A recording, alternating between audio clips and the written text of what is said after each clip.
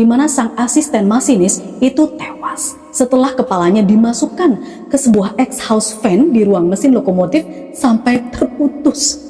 Lokomotif BB30127 yang sedang terparkir di area Dipo Lokomotif Sidotopo tiba-tiba aja berjalan dengan sendirinya dan baru berhenti setelah keluar jalur dan menabrak beberapa rumah warga yang ada di sana. Jalan sendiri ya teman-teman, nggak ada masinisnya. Gimana nggak ngeri tuh?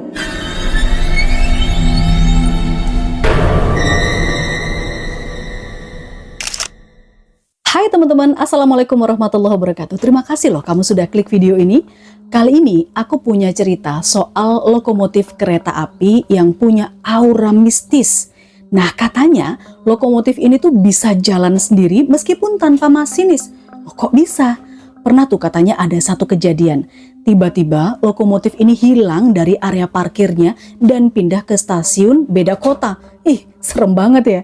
Aku tuh kalau denger cerita-cerita horor soal kereta api suka ngeri-ngeri sedap, tapi penasaran juga. Apalagi kereta api zaman dulu, ya kan? Banyak tragedinya. Nah, yang bakal aku ceritain kali ini teman-teman adalah lokomotif BB30127. Ada apa dengan lokomotif ini? Ya udah, nggak usah lama-lama. Kamu enakin dulu posisi rebahannya, siapin cemilannya. Aku mulai ceritanya sekarang.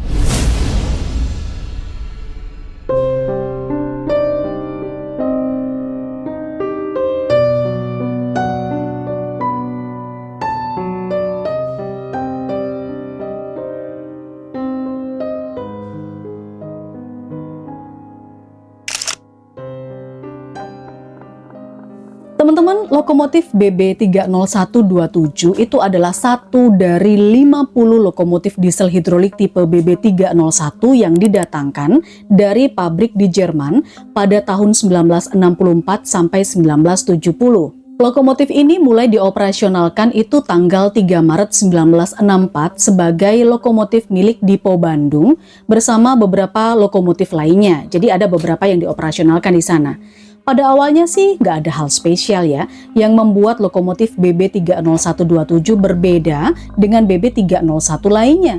Sampai akhirnya di awal tahun 1970-an nih katanya, lokomotif ini kemudian dicat dengan warna krem dan oranye, serupa dengan rangkaian kereta api Parahyangan.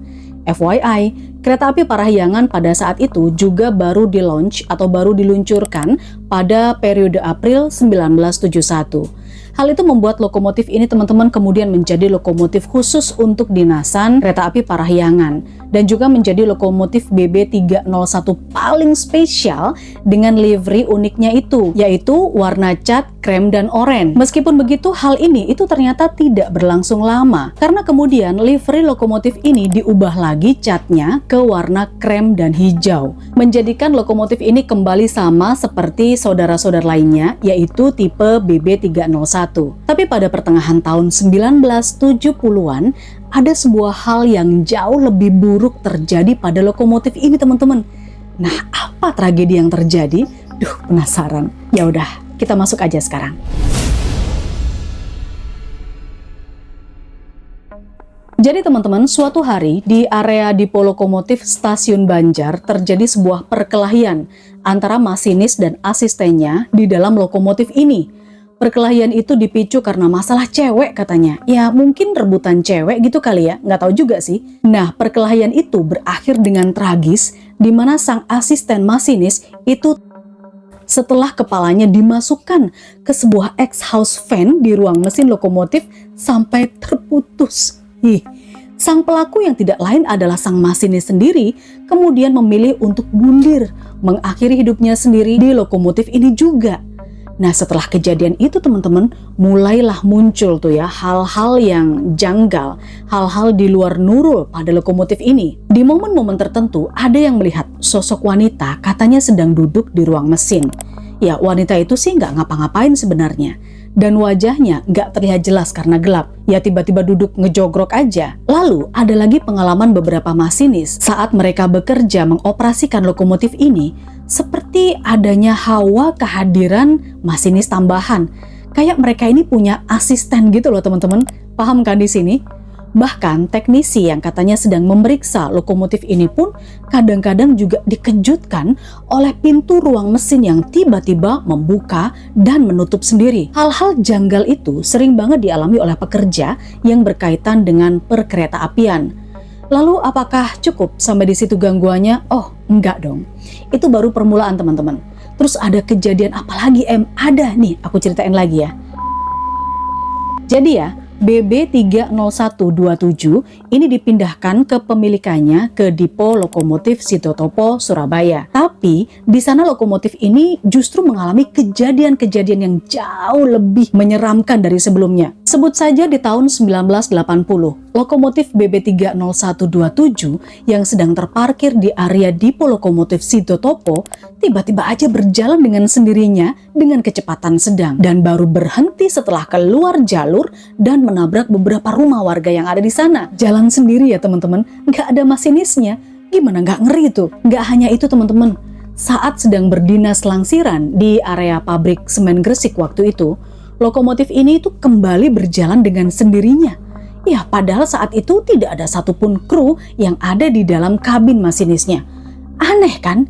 Iya, untung saja seorang masinis katanya berhasil melompat dan masuk ke dalam kabin lokomotif ini di stasiun Indro, lalu menarik tuas rem untuk menghentikan laju lokomotif ini. 2 kali ya berjalan sendiri, kayaknya ini sih memang bukan hal yang kebetulan. Lalu cerita ini berlanjut pada awal tahun 1990-an. Lokomotif BB30127 pun kemudian mendapatkan livery baru atau cat baru. Warnanya adalah merah dan biru. Jadi dicat merah sama biru ya.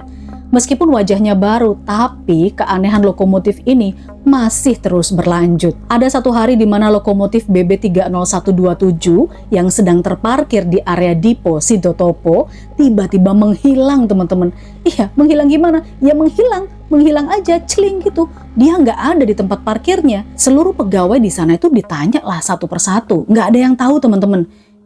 Aneh banget ya. Ya, karena nggak ada yang tahu kemana perginya lokomotif ini, pencarian pun akhirnya dilakukan. Mulai dari arah Malang, Blitar, Madiun, bahkan sampai Jember. Tapi lucunya, lokomotif BB30127 ini justru berada di stasiun Benteng yang letaknya hanya berjarak 1 stasiun saja dari Dipo Lokomotif Sidotopo. Para pegawai di stasiun Benteng awalnya tuh mengira kalau lokomotif ini tuh disiapkan untuk dinasan langsiran di sana. Ya, tapi setelah mendengar kabar ada lokomotif yang menghilang dari Dipo Sidotopo, akhirnya ya udah para pegawai stasiun Benteng ini pun segera melaporkan keberadaan lokomotif BB30127 di tempat mereka. Para pegawai di Sidotopo banyak yang percaya kalau ada hal supranatural pada lokomotif BB30127. Ini karena tragedi yang pernah terjadi di masa lalunya ya. Tahu kan kalian apa itu? Iya, perkelahian antara masinis dan asistennya tadi yang aku ceritain di awal. Hal itu membuat para pegawai di sana katanya sering banget melakukan ruatan atau ritual untuk membuang hal-hal negatif dari lokomotif ini. Tapi ya meskipun begitu teman-teman, masih banyak juga loh yang bisa berpikir logis, bukan lebih ke hal-hal mistis. Sebagian pegawai menganggap kalau semua kejadian aneh itu disebabkan karena hal-hal yang berkaitan ya dengan masalah teknis aja, kesalahan teknis gitu. Karena lokomotif tipe diesel hidrolik seperti BB301 itu kan sistem kontrolnya masih elektropneumatik ya, dimana adanya sedikit saja kebocoran pada sistem itu bisa membuat lokomotifnya bergerak alias berjalan sendiri. Karena sebelumnya juga ada kejadian yang sama, yaitu lokomotif D323 kalau nggak salah. Itu juga melaju sendiri dari Bandung bahkan sampai Cicalengka pada bulan Agustus 1964 yang lalu. Kalau kalian kira-kira lebih percaya mana soal lokomotif ini? Karena hal mistis atau ke hal yang logis? Komen di bawah ya.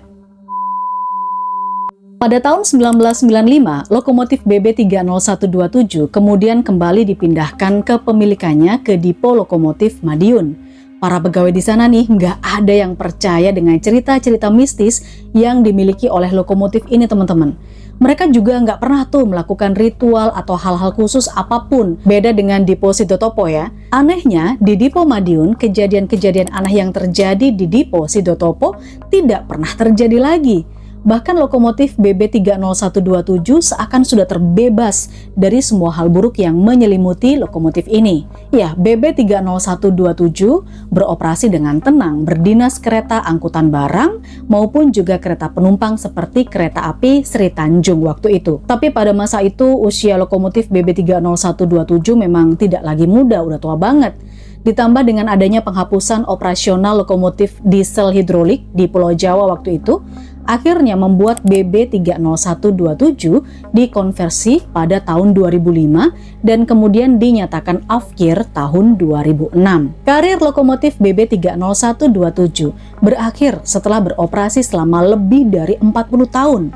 Lokomotif ini kemudian dibiarkan mangkrak begitu aja di area kebun Balai Yasa, Yogyakarta. Tapi teman-teman, sebuah kejanggalan kembali terjadi di sini.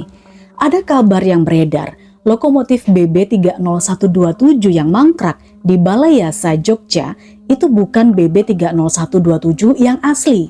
Karena katanya yang asli itu ada 2 jendela di bagian ruang mesinnya dan ukurannya itu berbeda, nggak sama. Itu setelah lokomotif ini menjalani penyihatan pada akhir tahun 90-an. Nah, tapi pada lokomotif BB30127 nih yang ada di Balai Yasa tadi, kedua jendelanya kok ukurannya sama. Jadi beda dong. Penasaran jadinya kita ya. Kalau udah begini berarti ada kemungkinan nomor lokomotif ini sudah ditukar dengan BB301 lainnya. Terus yang asli apa masih beroperasi? Tapi di mana? Ngeri juga ya. Ya, hanya Balai Yasa Yogyakarta aja yang tahu hal kebenarannya. Teman-teman, lokomotif BB30127 ini bertahan di Balai Yasa Jogja sampai akhirnya dirucat menjadi besi tua pada pertengahan tahun 2023 yang lalu. Oke ya teman-teman, di sini aku perlu disclaimer kalau beberapa cerita, beberapa sumber di sini tentang lokomotif ini merupakan cerita rakyat urban legend dari mulut ke mulut pegawai kereta api saja. Belum ada pembuktian secara resmi untuk bisa mengonfirmasi kebenarannya. Ya, meskipun begitu, kisah BB30127 lokomotif angker ini akan selalu dikenang dari waktu ke waktu sebagai salah satu cerita yang tidak biasa dalam catatan sejarah perkeretaapian Indonesia. Udah cukup dulu ya ceritanya, jangan lupa kasih dukungan channel ini, komen, like, subscribe, klik loncengnya biar aku semangat cerita di video selanjutnya. Bye!